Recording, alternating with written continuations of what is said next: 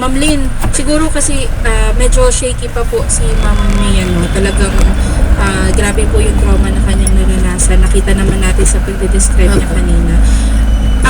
Ano po, masasabi niya na lang kay April? Kasi siya po yung operator eh. Siya yung operator, siya yung direct contact maski dito sa Chinese national na to. Siya po yung kakilala niyo din at kumbaga supervisor siya. So siya yung directly nag-handle dito kay Ming. Ano po ang magiging mensahe niya sa kanila?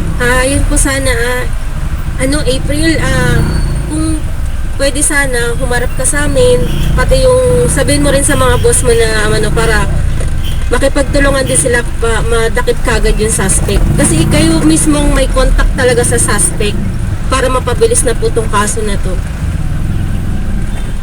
So yun po. Ma'am Lynn, kunin na lang din po namin yung number ninyo, Yes, ma'am, para po patuloy po tayo mag-coordinate at pasasamahan din po namin si ma'am sa doktor. Meron tayong psychologist na makare-recommend, diba? Oo, si Dr. Camille na lang po ang mag-a-assist kay ma'am para po ma-assess din yung kanyang psychological well-being, ma'am. Ha? Maraming salamat po at Miss May, maraming salamat po sa inyong pagtulog dito sa Wanted sa Radyo. Salamat po. Sige po, salamat po. Medyo kasi ma'am, Fresh pa. oo, kasi kailan lang yan? August 2 days ago? Opo.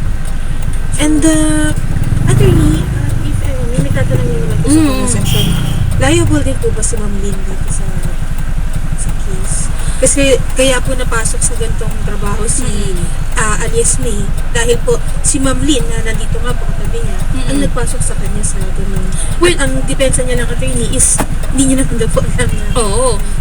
Well, initially, kung sinasabi naman ay nirefer lang, hindi naman syempre liable yung tao na nag-refer lang sa'yo, lalong-lalo na kung talaga namang naghanap lang, nagtanong lang sa kanya at nirefer ka lang naman niya. Ibang usapan na kapag siya ay actively recruiting for this establishment at itong establishment talaga na to ay may nangyayaring pagpambubugaw, kumbaga. Kasi pag ganun, pwede na siyang maging kasama doon sa kakasuhan natin. Kasi pwedeng maging violation to ng ating anti-human trafficking laws. Yes. Bukod pa doon, dahil rape victim si ma'am at kung mapatunayan na nagkaroon talaga ng rape, pwedeng makasuhan din si ma'am kung talagang may involvement siya doon. But that would depend on the result of the investigation. Kaya ang pinaka-importanting gawin muna dito is alamin at kausapin kung itong si April. Kasi siya yung handler. Kumbaga in a general sense, siya yung handler nung tao eh. So, siya yung nakakaalam sino ba tong Chinese na to. Baka pala itong bagay na to ay isang malaking ang tawag nito, meron pala isang malaking grupo.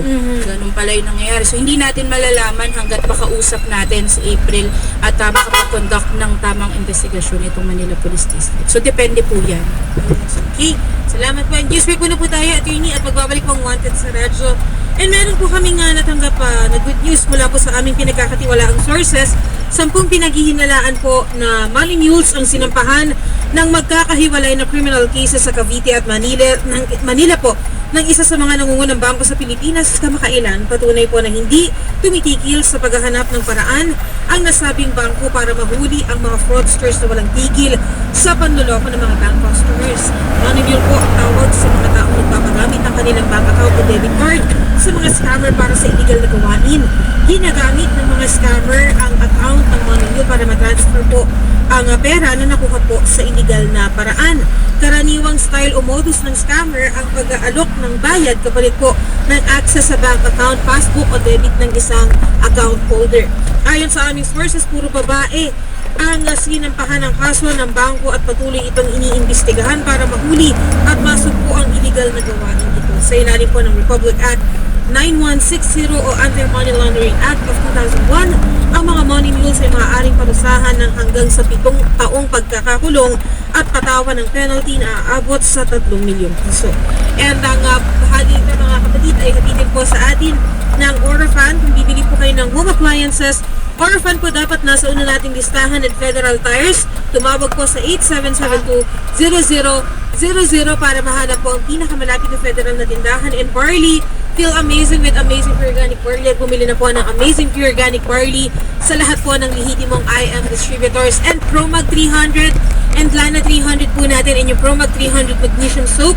Pwede po kayong tumawag din mga kapatid maliban po sa UPMI official at ito rin po ay available din po syempre sa Idol Shopping Network and Seikatsu Incorporated Facebook page at Instagram account. Pwede kayong tumawag sa 0919-377-9699. Magbabalik po ang Wanted